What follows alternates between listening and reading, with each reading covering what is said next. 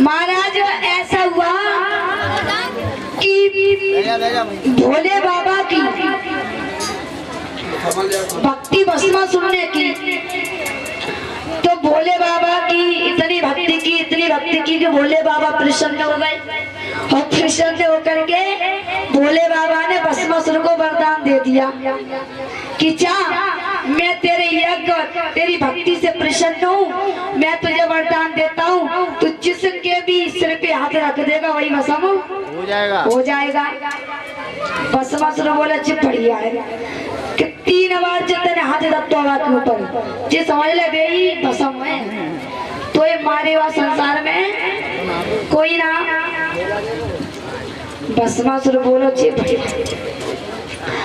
अब भस्मासुर की नीयत भैया थी खराब, भाई जो भी स्त्री सुंदर लगे और जो वाक्य अंटा में ना आवे भाई की 94 हाथ 3 बार रख के भस्म करती। अब तो फायदा उठाने लगा वो, तो अंत में ऐसा हुआ कि नारद बाबा और बीड़ा को बजाते हुए चले जा रहे थे। नारायण नारायण हरि नारायण नारायण चले जा रहे थे। एकदम से भस्मासुर की नजर नारद जी पर पड़ गई। अब तो भस्मासुर पीछे और नारद जी आगे। भस्मासुर नारद जी को भस्म करने के लिए पीछे पीछे भाग रहे हैं और नारद जी आगे को भाग रहे हैं। बोले प्रभु बचाओ बचाओ, ये भस्मासुर मुझे भस्म कर देगा। इल्लाते इल्लाते भोले बाबा के पास नारद जी पहुंच गए। बोले बाबा अब बचाओ हमें, अब तो जी हमें मारती है। बोले कैसे? कि अरे हम तो प्राण बचाए के भजे आए बे, हमारी जान पे हाथ धर ऊंचा रे कि अच्छा कि हाँ कि रुको मैं अभी भस्मासुर को बुलाता हूँ।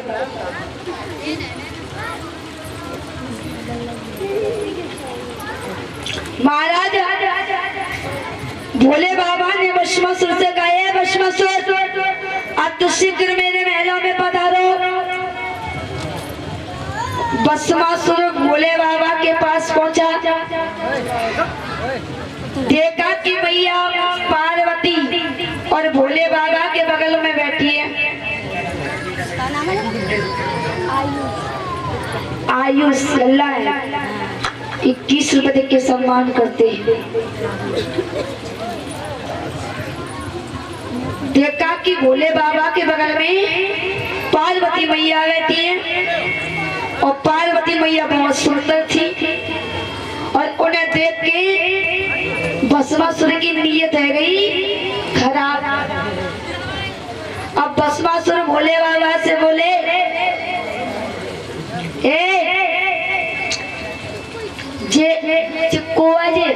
जो बगल में खड़ी है।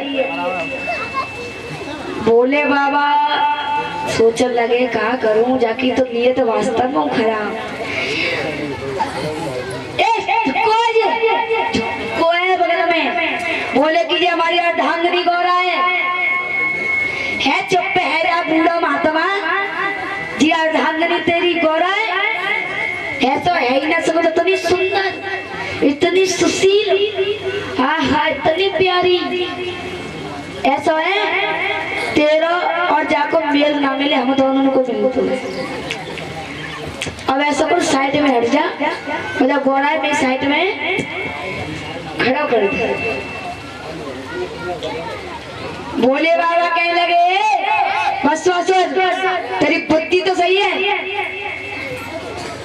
बोले ज्यादा बोल रहा है तू, सीधे हाथ अंते जा गोरा है कोई दे दे, नहीं खावा खा की वो टेढ़ी उंगली करनी पड़ेगी, मुझे गोरा चाहिए। अब तो भस्मासुर बोले कि जी ऐसा गोरा है राजे को, ऐसा करो जाए भस्म करते तब तो गोरा है देवो। अब तो भस्मासुर भोले बाबा के पास पहुंचे जैसे बिन्ने को हाथ आगे को बढ़ाओ कि भोले बाबा अब चारों तरफ भाग रहे हैं। भोले बाबा आगे आगे और भस्मासुर पीछे पीछे,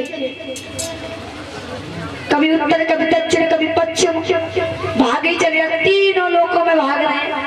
पार्वती बोली क्या तीनों लोकों के दाता जो भाग क्यों रहे हैं? बोले गौरा तुम नहीं जानती, हमने इसको वरदान दिया था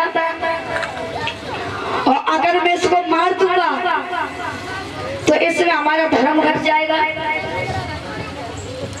तो जैसे बढ़िया जैसे बचाओ, जहां तक बचे तब तक प्राण बचा हो जाते।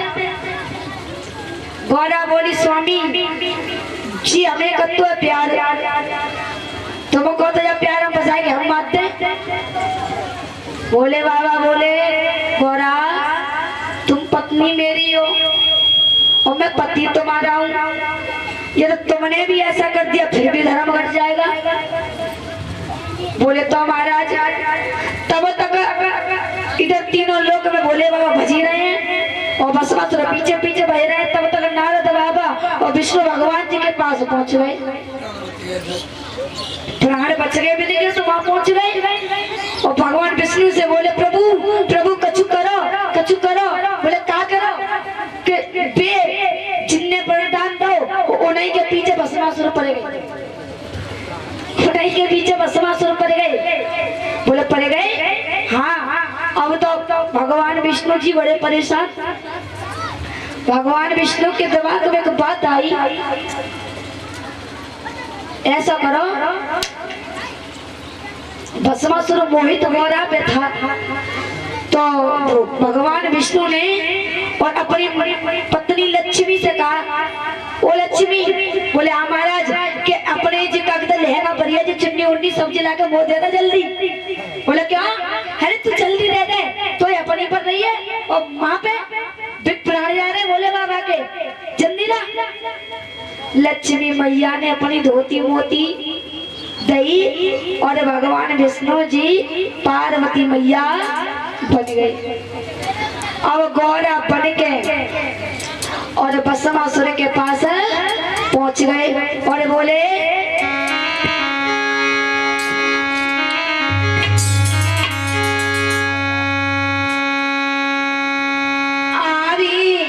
कहाँ पे भागो राजा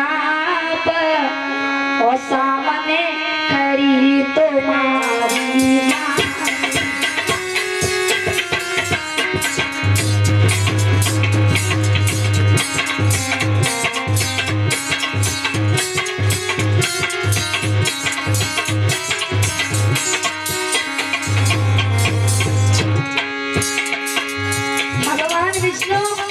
पार्वती बन के आ गए और बोले कहाँ पे भागो राजा आप सामने खड़ी तुम्हारी